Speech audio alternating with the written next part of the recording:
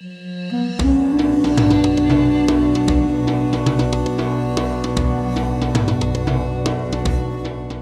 afternoon, everybody. I'd like to welcome you all to the Halftime Talk feature interview series. I'm delighted today to be joined by Dr. Tatiana Mitrova, Research Fellow, Center on Global Energy Policy, a visiting Research Fellow, Oxford Institute of Energy Studies, Distinguished Research Fellow at the Institute of Energy Economics, Japan. So a long title there, but that's why we're delighted to have Dr. Tatiana on here with us, because we were looking forward to your insights on all the action in the energy markets, of course, that we're witnessing as we speak, a very dynamic situation. Let me start by talking to you and asking you about your point of view going forward now as we start at the beginning of May.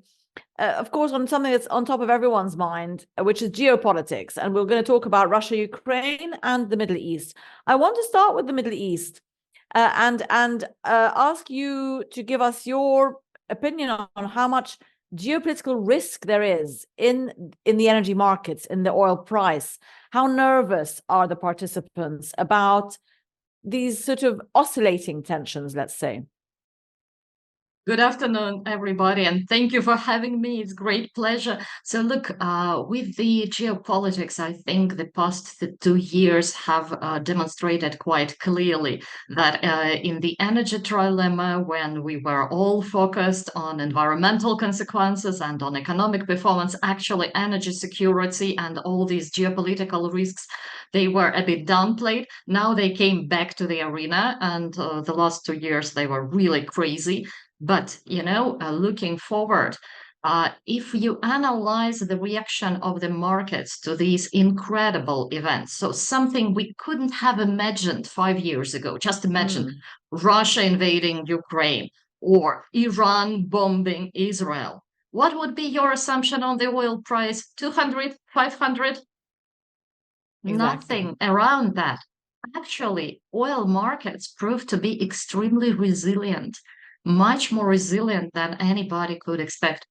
With the biggest oil producer getting under sanctions, I'm talking about Russia, embargo for oil and oil products from G7 countries. What would you expect? Collapse, deficits, complete disruption of the market.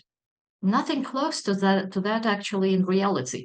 The flows were redirected, the markets rebalanced, the prices are actually staying at quite comfortable range. So my point that would indicate overall there could be many reasons, but that would indicate the market's very comfortable about supply. There's no nervousness about supplies, right? Whether it's today or in a year from now or in a couple of years from now. Exactly. So my feeling is that despite all the Houthi attacks in the Red Sea, despite all the instability in the Middle East, despite drone attacks on Russian refineries, actually the markets are feeling quite satisfied and quite relaxed. So $80 per barrel, it's not something incredible. It's basically the consensus price acceptable both for producers and consumers, something you can find in all the outlooks of 5-year-old, for example.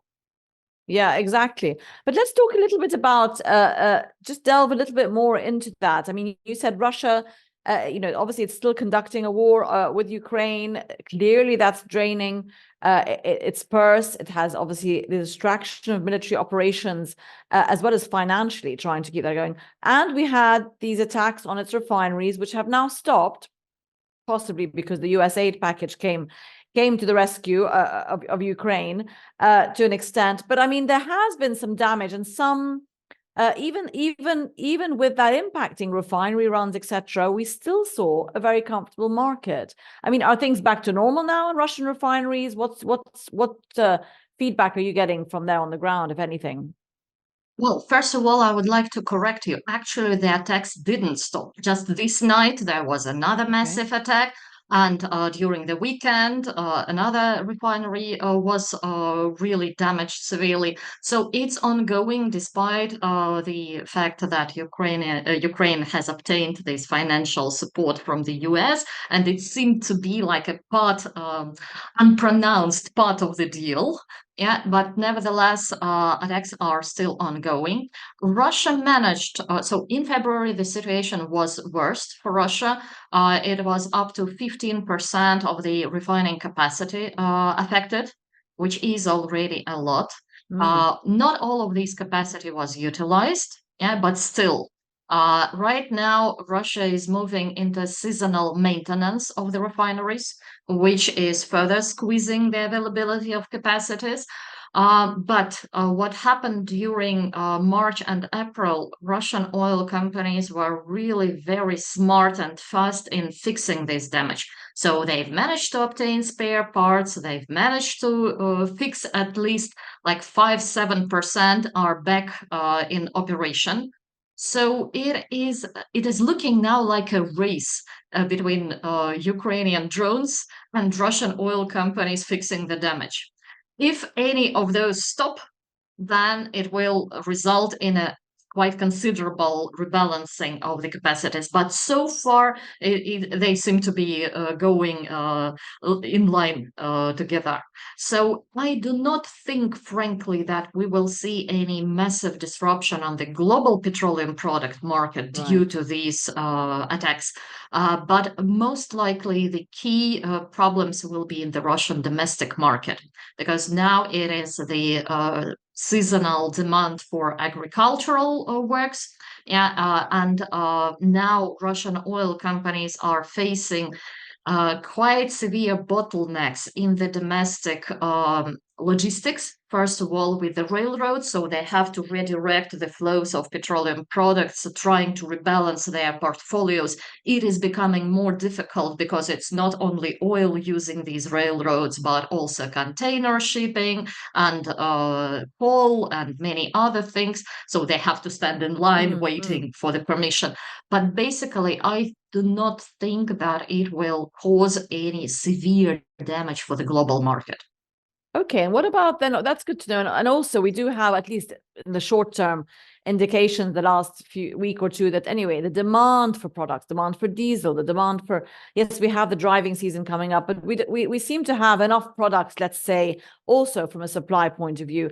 Let's just go back and touch a bit on crude and just talk a bit about Russian crude exports, because of course, as you mentioned in your opening comments, the redirection of those flows worked very well ever since the sanctions and the price cap, etc. Are we still seeing those on the water going towards China, towards India, with no problem, even with the tightened sanctions on the shippers at the end of the year, etc., from the US? Again, we don't really seem to see any hesitancy, do we, in taking those Russian crude? You are right. You are right.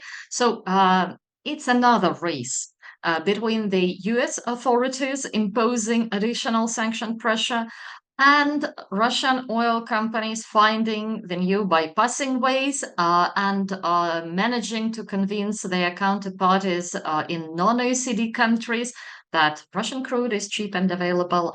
Why don't you guys take it? Yeah. So the raw from time to time it's going like waves. Yeah. So new sanctions imposed, several investigations on specific companies. Everybody, I mean, the shippers are frightened, the off-takers are becoming more cautious, the payments are frozen. Yeah, and it Mm-hmm. looks like, oh, Russian oil is disappearing from the markets. Indian refineries are no longer taking Russian oil, or Chinese banks are no longer processing transactions with the Russian oil companies. But then you wait for another month and you see that actually they find the way how to fix it. They are creating new companies, they are engaging new shipping companies, they are actually obtaining. So just recently, India provided permits for the Russian insurance companies, which means that if nobody is bypassing sanctions, it's all legal, but at the same time, it allows additional flows of Russian oil to end up in India. So here I would say, as soon as the US stops these day by day intense pressure Russian oil companies will find their way. Yeah. And it's extremely difficult to keep this pressure ongoing. So my feeling is that the US authorities, they've decided they don't want Russian oil to disappear from the market. Let's be clear. Yeah, nobody wants a price spike, especially before the elections. Absolutely. So And sorry to interrupt you. It is an election year that's influencing so many things, isn't it? And of course, Iranian oil also, they don't want to see that disappear, do they? Despite the fact, again, recently of this talk of, oh, we're going to increase sanctions. But last year we saw that flowing, that increasing, very obviously purposefully allowed to do so. For this year now, given the Mideast tensions, etc., would you say we should just discount any rhetoric from the US about stronger sanctions on even Iranian crude or Iran? No, actually, the sanctions right now are not imposed in order to prohibit this oil, in order to remove it from the market, but just to decrease the profits of the producers. So by increasing those transaction costs, by increasing this sanctions pressure, US authorities are actually attaining another goal. Yeah, they are reducing margins, and thus they are reducing for Russia, for example, its ability to finance the war. But you have to understand that it will take very long time before it will result in the real change of the political focus. Okay, Tatiana, let me ask you a bit about what the sentiment is today about demand. We're talking about supply, crude on the water, sanctions on crude. Of course, demand has been a big question mark since COVID, post-COVID recovery, China, etc. last year, and we still continue to see quite a large divergence in demand expectations between the likes of OPEC, IEA, EIA, etc. Still quite. I mean, that's narrowing a bit, but it's still, confused, isn't it? I mean, are we going to be able to? Is the market going to be able to call demand properly, or take an OPEC approach of month by month? We'll see what we'll do. I think OPEC approach in this respect is probably most reliable because there is a lot of skepticism regarding reliability of all the outlooks and forecasts right now. At the same time, it's understandable. I mean, the situation is extremely uncertain, and there are so many factors in the game that it's really very difficult to predict where it is going. We are in some sort of point of bifurcation. So it could be that the demand will increase very fast with the post-COVID recovery, first of all, in China, which everyone is expecting for the last 2 years, and which is not happening yet. Yes. But there are already some tiny signs, and people feel inspired, but we have yet to see whether it works or not. At the same time, we understand that there is, I mean, the situation in Europe is far from being good. It's basically close to recession, and energy transition starts to affect. So we are exactly in this point where long trends start to affect the short-term performance. And I think we will still see the similar differences in the outlooks. Plus, they all had different methodology. And as a person who has been dealing with modeling all this stuff, I would say you change a couple of tiny assumptions and you get completely different picture. And don't forget that they are also sending some messages. So all of them have their special agenda. Obviously, IEA is representing one pool of the countries, OPEC. Yeah. So they are also, so these self-fulfilling predictions, it's also part of the story, I believe. Absolutely. Yeah. I mean, but if OPEC does have a big decision to make, doesn't it? I mean, not big, as we said, they can adjust their decision anytime they want, again, as they have been in the policy the last few years has been very much micromanaging what they do with their supply. But there was even a month ago, and if you ask people in our surveys, yes, OPEC will definitely start reducing these cuts that they have at the moment, the voluntary cuts, let's say, of volume, because there was an optimism on demand, and the demand picture doesn't look too bad in America. Even in China, it's steady. But what do you think OPEC will decide exactly in a month from today on the 1st of June at their meeting? They have the quota issue, and do you think that will be discussed as it has planned to be? And do you think they'll be in a month's time in a safe place to say we can start making adjustments to these volumes? Well, nothing can be excluded because we saw how many things can happen in 1 month.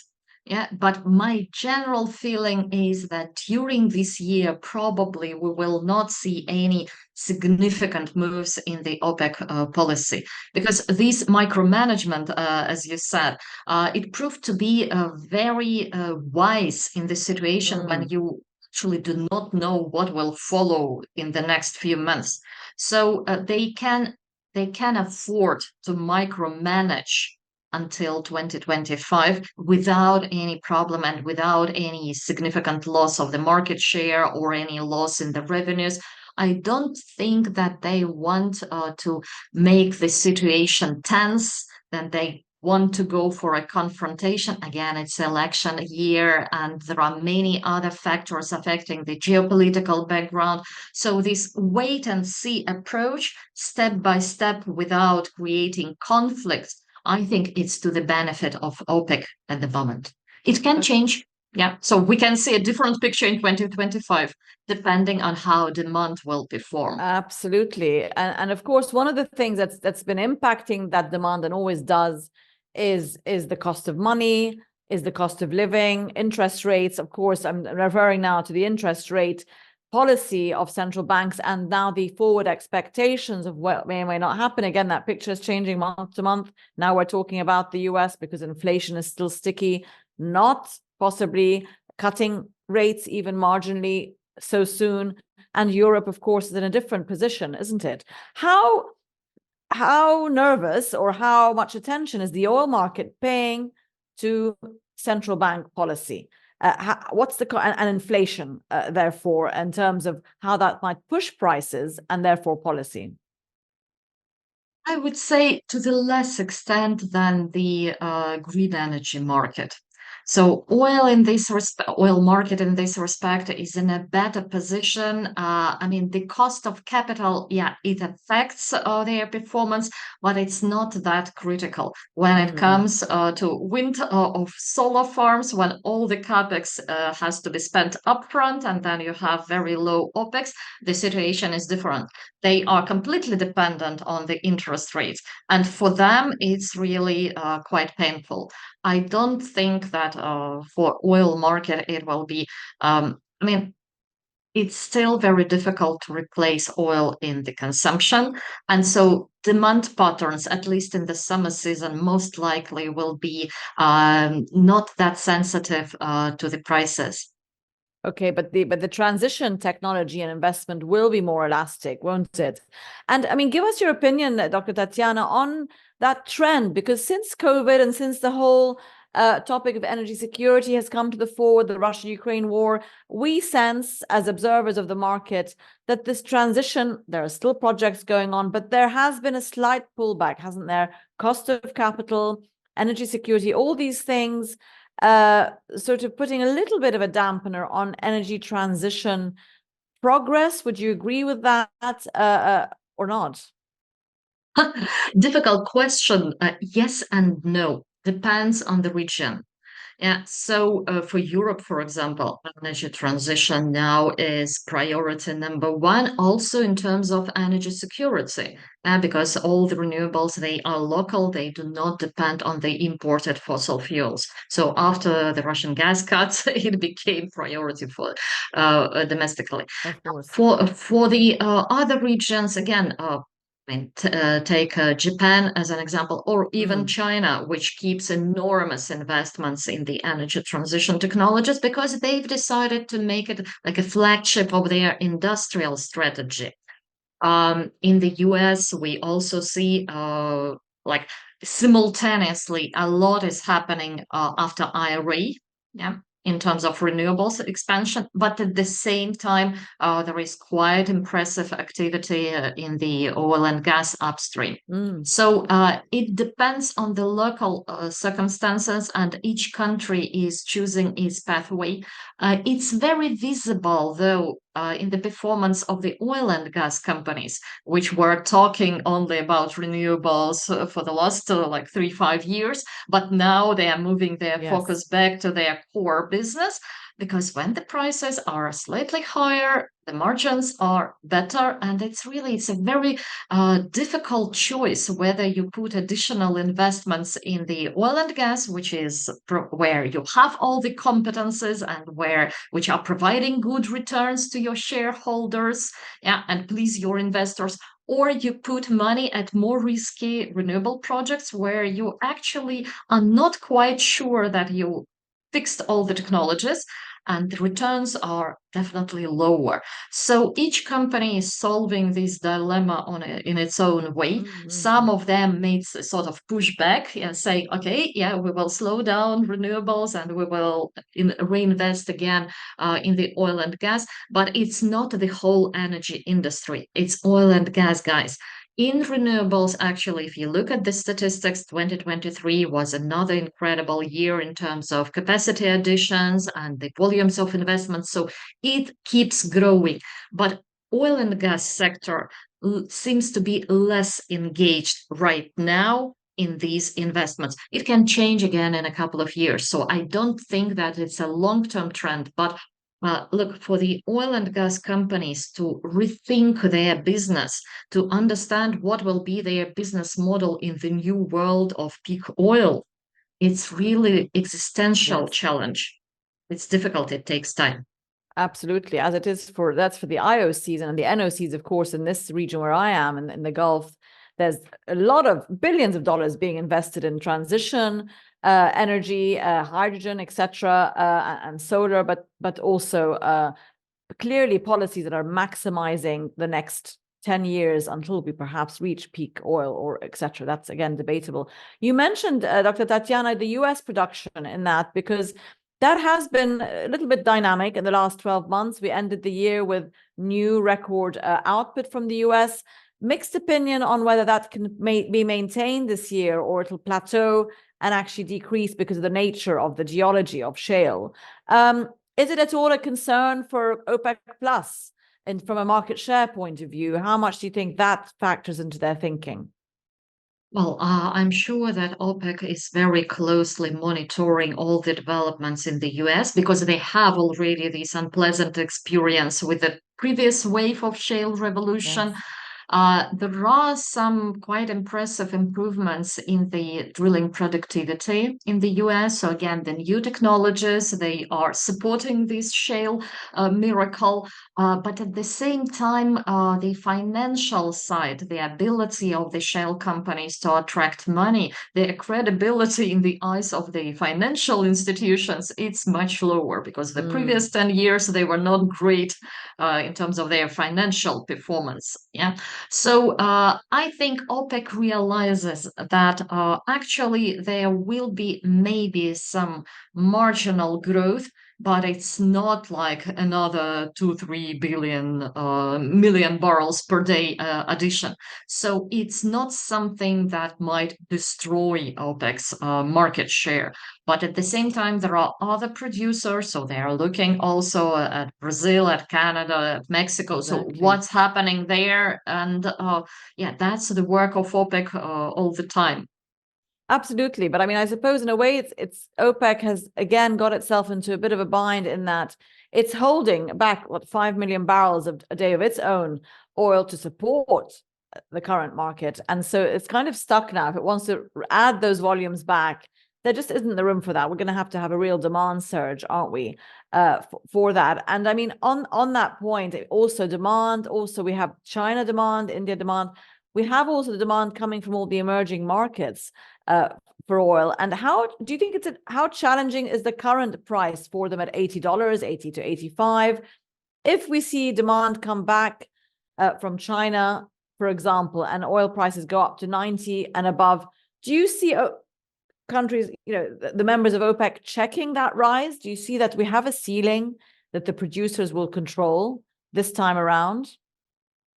I've heard from one representative of OPEC Plus a great saying when I've asked, what's the ideal price for you? 99.99. Yeah. Yeah. So slightly below $100 per barrel, because 100 it's psychological landmark when EVs will go much faster and when actually the consumer choices will change. Yeah, but before that, so if it is 80, if it is 90, 95, I think it's quite a comfortable range. And of course, OPEC Plus will monitor it. And if they see that there is real demand surge, which everyone is expecting, they will simply put those idle capacities to the market and regain their market share. So that was basically the expectation right after COVID. But this surge didn't happen so far. If demand will stagnate, then it is more difficult situation because the other non-OPEC producers, they keep investing, they keep increasing their production. And at a certain point, then OPEC Plus will have to go for this competition for the market share. And this is something which might create quite unpleasant consequences for all the participants. Any price war is difficult. But as I said, I don't think that it will happen this year. Maybe next one. And the sentiment is that we have enough wars and problems to think about, and the oil producers want to keep the peace with each other for now. Dr. Tatiana, one more question to you before we wrap up. Just a general one. We are in a US election year, as you mentioned, and it is looking like it's a 50-50 chance of either candidate winning at this point. What difference would it make to US energy policy and to how that might impact Gulf relations, even from an energy point of view, do you think, if we get a Biden or Trump presidency from November or from January? Yeah, I don't think that Biden will change a lot in what he is doing right now. Trump has made many statements on how he will remove all the restrictions on drilling and the methane regulation and basically play back all the IRA permits and drill baby drill policy. But at the same time, once again, it's not him deciding whether American companies will drill or not. It's the banks which are providing money. Yes. And for them, basically, it's not a big change. So despite very different rhetorics between the two candidates, actually the outcome for the North American production, I don't think that it will be so dramatic. In terms of relationship with the Gulf countries, yes, here you saw what Trump is doing, what the kind of rhetorics he is using. So I think he will be back in this case to the arena with the same performance. But again, you have to distinguish the rhetorics and the real actions. And in this respect, I assume that the US policy is quite balanced and it doesn't have such a huge flexibility, whoever is a president. Dr. Tatiana Mitrova, thank you so much for joining us today on Halftime Talk. It's been a pleasure to catch up with you and get your perspective on all these dynamic issues in the energy markets. Thank you so much.